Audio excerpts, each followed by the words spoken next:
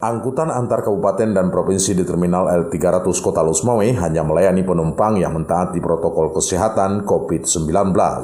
Siapapun yang menggunakan jasa transportasi darat itu wajib memakai hand sanitizer dan masker untuk mendapatkan pelayanan dari petugas.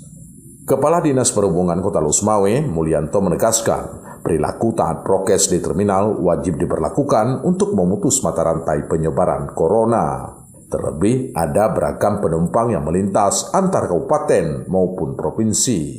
Kita selalu mensosialisasikan dan membagikan masker juga hand sanitizer ke loket-loket. Jadi setiap penumpang yang datang kemari yang ingin mendapatkan pelayanan dari loket-loket yang ada di terminal ini, sebelum dilayani mereka terlebih dahulu harus menjalankan protokol kesehatan.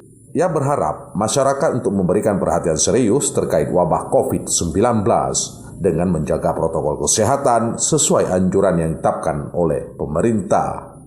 Dari Kota Lusmawe, Erwin Jalaluddin melaporkan untuk KBR.